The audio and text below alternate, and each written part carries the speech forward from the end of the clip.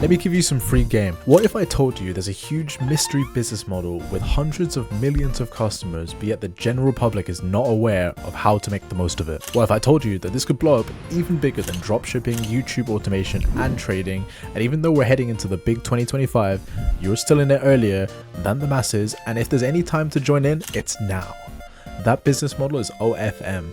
That is OnlyFans management, and that's where an agency like mine consults and manages the operations of any OnlyFans model using any social media platform to drive in traffic and then managing the sales to increase their revenue, allowing your business to scale alongside the model.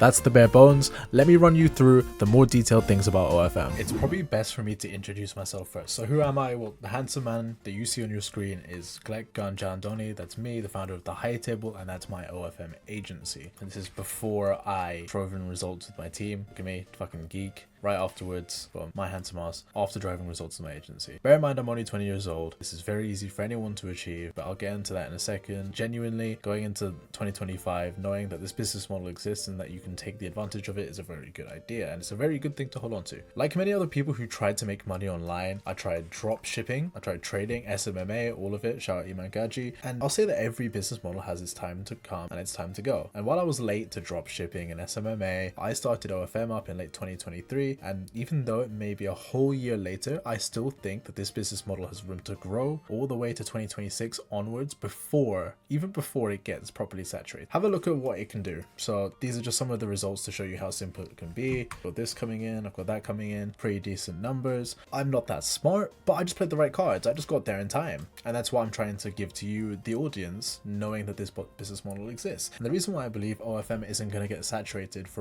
over a year, despite how many eyeballs there are on the OFM space. If you go through Instagram, if you go through Twitter, I mean, you'll see it pretty much everywhere. You know, especially if you're on money Twitter, you'll see a lot of OFM mentioned, but people don't really take advantage of it. I believe that's because it has a higher barrier to entry, which is what I'm going to explain in a second. So in other words, just lock in, get in before it's too late, and you might change your life as well as your clients' lives too, and the people who you care about. All right, so let me get on to what is OFM specifically. So the whole idea of OnlyFans management is to help OnlyFans creators in one way or another. So typically there are two ways to do this, which is bringing in more revenue and saving them more time. That's the main appeal. If you can hit both of those, then you're basically already able to do most of the job and you'll appeal to most creators. OFM has two main duties to cover in order to bring in more revenue, which is bring in more subscribers to OnlyFans and sell in more content to the subscribers on OnlyFans itself. You can bring in traffic, so new subscribers on any social media platform imaginable,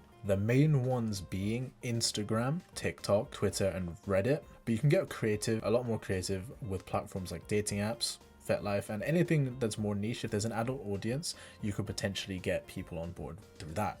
And that's where the content creation part comes in. As the management agency, your duty is to consult your client on how to create the perfect content to bring in subs to their OnlyFans and then manage the accounts when necessary, the social media accounts. The other side is selling content to those subscribers that come in. So this is done by managing the chatting operations on their end, messaging the subscribers, and extracting as much value out of them as possible. What I mean by value is basically just money. When I say selling content, the main idea is that you lock a piece of content, so a picture or a video or both, you can do both, behind a paywall for the subscriber to unlock. That's your bread and butter. That's called a pay-per-view. And typically speaking, this should be the majority of your money coming. So this is an example of what it would look like on the actual interface. You can see you lock it behind a $25 paywall, and this is very easy to learn, but it's very hard to master, which is one barrier to entry to the industry. Like I mentioned before, there are multiple, but there's a main one that I'm going to cover in a second. Luckily for you, that's not the hardest part. Pay-per-views are not the hardest part, but I'm going to give you some secret info in a sec that people starting OFM should know. This is a very common error that I once ran into that cost me time and had me feeling hopeless, and for a lot of people, it ends up with people leaving the industry having made $0, and they just go away without being able to fully make the most of this business model. What is that secret? Client acquisition. The main barrier to entry, at least in my opinion, is the ability to get a model on board with you to sign a contract. People in the past who've tried SMMA, like myself, like I mentioned before,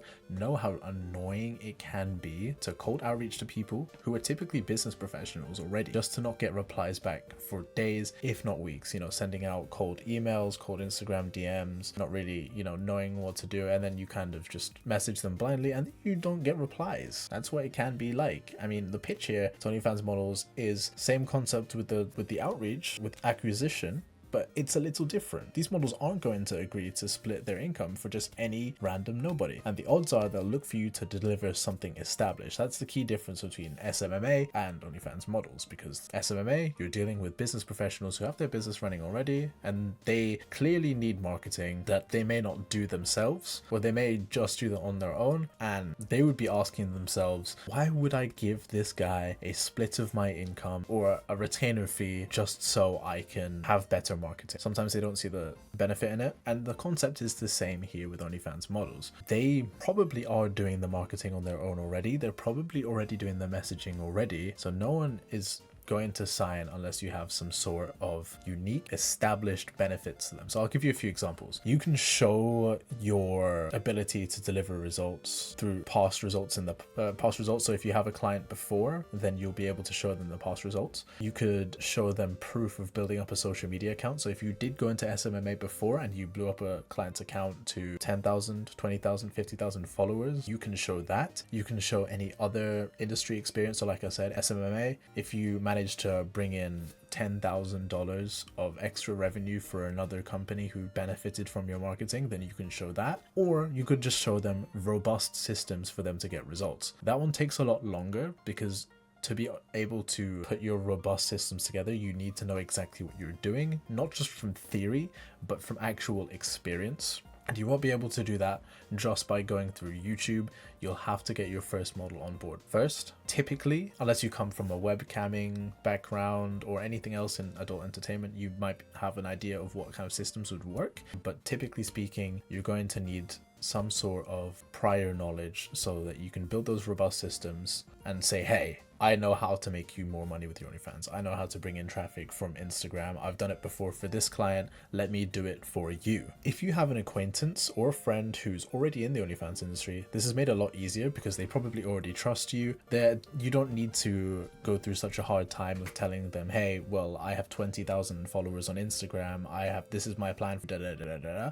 You don't need to go into such professional depths because they probably already trust you. They probably say, hey, okay, at the very least, I can save some time. This is one of the benefits that I mentioned earlier. So they're probably just glad to have the support of a friend. But if not, if you don't have a friend, or if you don't have an acquaintance who's already in the industry, before you even think about getting to grips with your sales and marketing, before you start thinking about learning how to sell pay-per-views properly, how to market on Instagram properly, you'll have a lot of work to do regarding building up the things I mentioned above. So the past results, perhaps the social media, perhaps other industry experiences, or robust systems. If you build those up, it's going to make signing a client a lot more easy. And I feel like that should be your priority, because you can learn how to sell pay-per-views on the go. You can learn how to market on Instagram, TikTok, Reddit, Twitter on the go. But first, you need to actually have that client on board. And when you get to that point, and only then can you start spamming cold outreach. So day in, day out, in order to actually enter the market, because remember, when you don't have a model, you're not in the market. You should be spamming cold outreach to enter the market first and then make the most out of the business model. What that means first is building up a social media presence, or at least a trustworthy image. So like this kind of stuff, I'm showing off my profile here, but I have a decently robust profile showing what I do, what I can do for other people, and giving people a reason to trust me. And then also having a robust system next to that, which you can use to prove your system to your potential clients in order for them to be on board with the idea of signing on with a brand new agency like your own. So first, what you should do, you should prioritize two things: building up your social media presence, or at least a trustworthy image like I'm showing here on my screen. This is my Instagram page, decently trustworthy image, and then having a pretty robust system next to that, which you can show off and explain that it works for potential clients, for them to see, and in order for them to be on board with the idea of signing on with a brand new agency like yours. Because a trustworthy image is only going to get you so far. Sure, some people will answer your DMs, but they're going to ask, how does it work? What's the idea? How are you going to make me more money? You need to have a little bit of both, and then you can start cold outreaching. Let's look at the bright side, right? The bright side. Once you get the above going, so having a model on board, having those systems that actually drives them results, and then multiplying that by using your social media presence, you could potentially change the lives of your team your clients, and also your own life. So as I said before, you're able to scale with your model, taking a commission of the revenue that you can reinvest into other systems. So you could reinvest into chatters who handle the chatting for you. You can reinvest into paid promos. You can reinvest into a social media manager for them to blow up the account for you.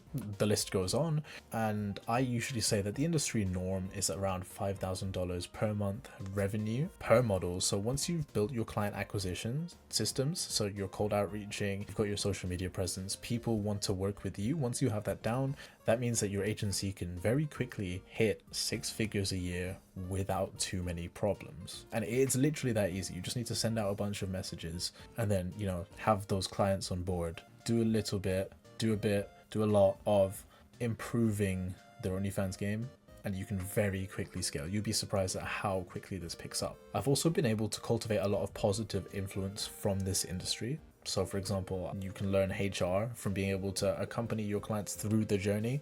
You know, you're not just sending them on their way. Most of the time, you'll be there accompanying them. And that goes through, you know, trials and tribulations that they might have. You'll be there to accompany them. You're their management agency. You meet a lot of reliable people from networking. And if you pull this off, everyone on your team is happy and rich at the same time. I've seen it. I've built my own team to be very happy with me, wealthy at the same time. How can you not be happy in that situation? And out of every business that's gone mainstream, this one by far is the one that's going to be selfless. Everyone on the team is happy, and I'd argue it is easy yet as close to a traditional management business as possible. And if there's any main message that I want you to take from this video, it's that this business model, so OFM, is going to blow up over the next year. Same fashion as dropshipping, only this time, if you're over the age of 18 and you actually aren't scared of women, you already have the upper hand on anyone by default. So just enter the market, to be honest. Hey, if you found that useful, then there's loads more on my YouTube channel and in the description of the video. So click below for some free game on my socials, and that's all.